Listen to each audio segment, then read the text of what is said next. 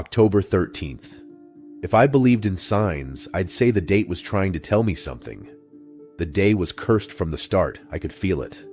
A nasty storm had rolled in, and my CB radio was already buzzing with warnings of poor visibility and fallen branches blocking the roads. But there I was, Ryan Rusty Mitchell, climbing back into my Kenworth like I had every other miserable day since my divorce. The rain pattered on the windshield, steady and bleak, an echo of the life I was driving away from every night. And tonight was no different, except it was. It was late evening, and my dispatcher, Samantha, Sam, called in on my hands, free as I pulled out of the truck stop. Her voice crackled over the speaker. "Rusty, you need to avoid Highway 13 tonight. There's been another sighting." She paused, and I could hear the tremble in her voice. The same one that told me this wasn't just a routine call. I'd heard the stories, like every other trucker. The ghost hauler. An ancient 18-wheeler, black as night, rolling out of nowhere to bring accidents and misfortune.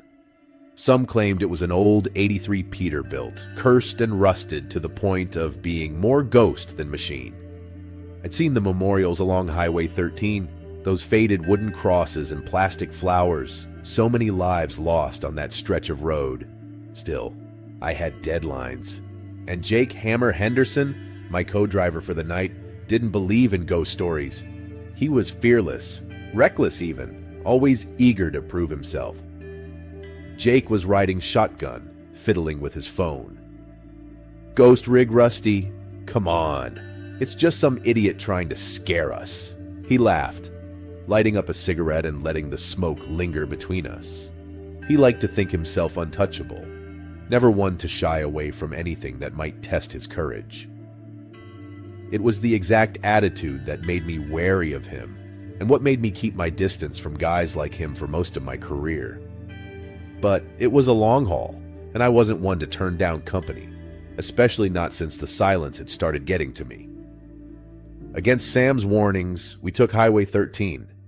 The rain was heavy, the sky a deep, swirling gray, and I squinted into the night as we drove. Jake leaned back, feet on the dash, casually flipping through TikTok videos on his phone while I gripped the wheel.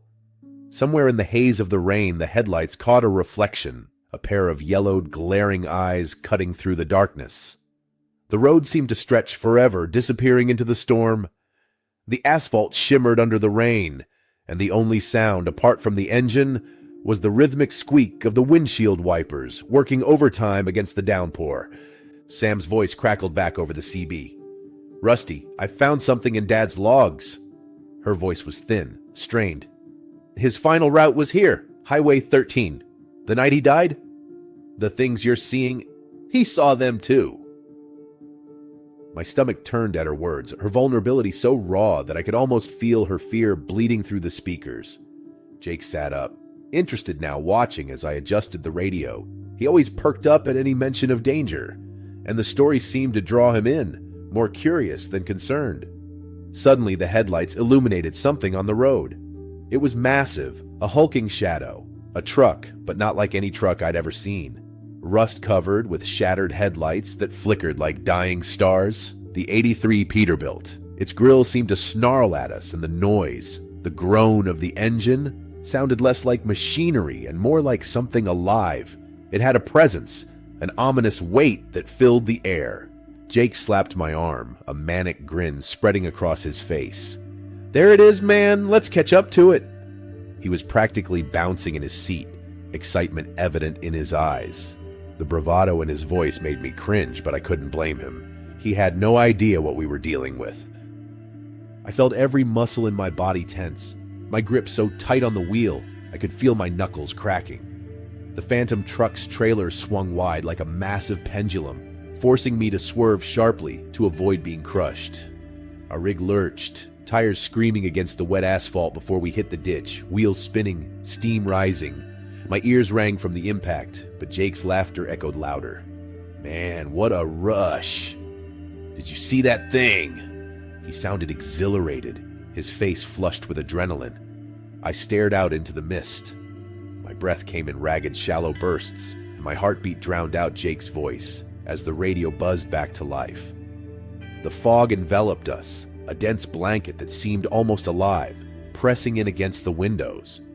I could barely make out the shapes of the trees lining the highway, their branches swaying in the storm like skeletal fingers. The air inside the cab felt thick, heavy, and each breath I took seemed to take a greater effort. "Rusty?" Sam's voice quivered through the static. My dad's last words, they were just like what you heard earlier. He'd seen it. He'd seen that damn rig before the accident. Her words were barely a whisper, but each one struck me like a hammer. A memory hit me then, of my ex-wife telling me about a crash on Highway 13.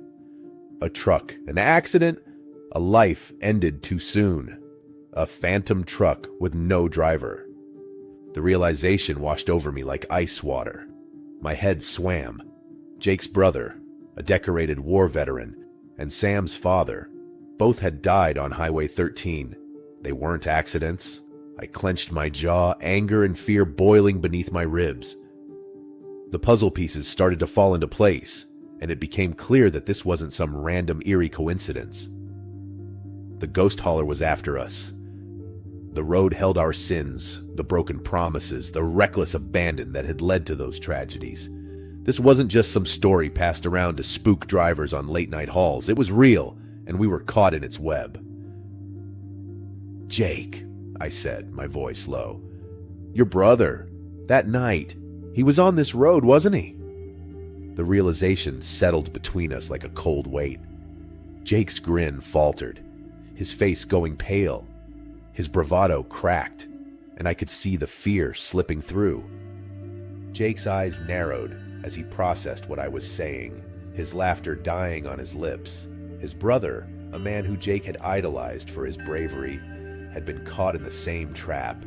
The connection between Sam's father, Jake's brother, and the phantom truck made the situation even more horrifying.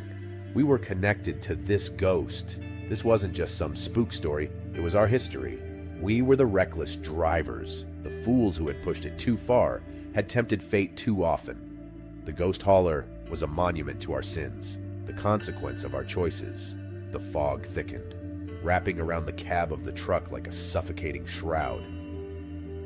I opened the door, the cold rain pelting against my face as I stepped out.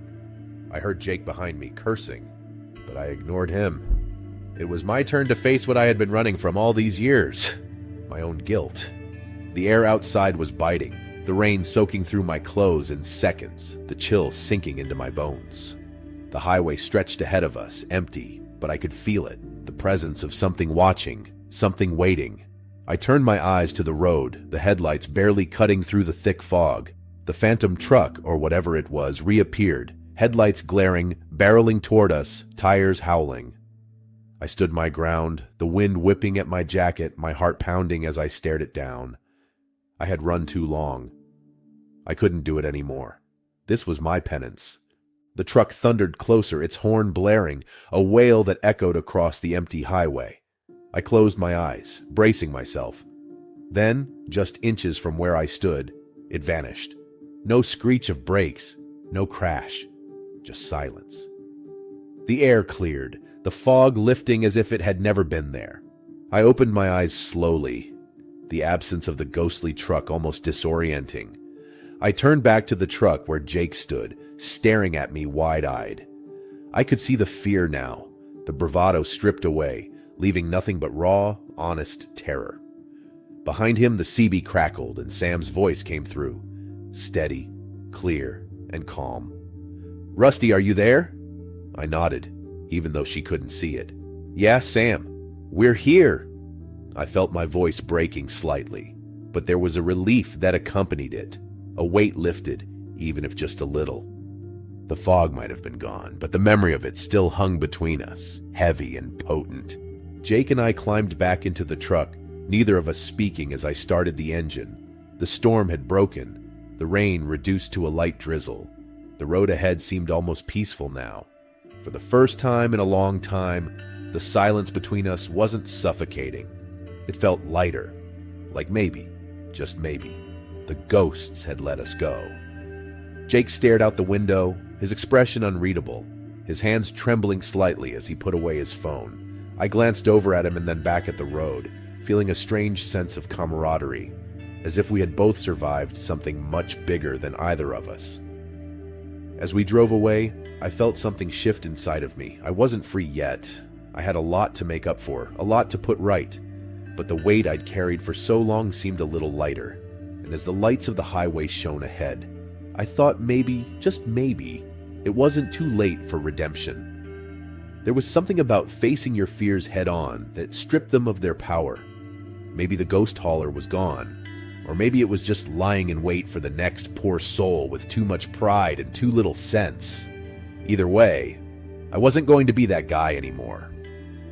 Jake finally spoke, his voice shaky but determined. "Rusty, what the hell was that?" His words hung in the air, a mixture of awe and fear. I didn't have an answer for him, but I knew one thing. We'd both seen the truth of the road that night, and it had changed us. "I don't know, kid," I said, keeping my eyes forward, "but I think we got off easy." Jake nodded slowly, and then he did something I never thought I'd see.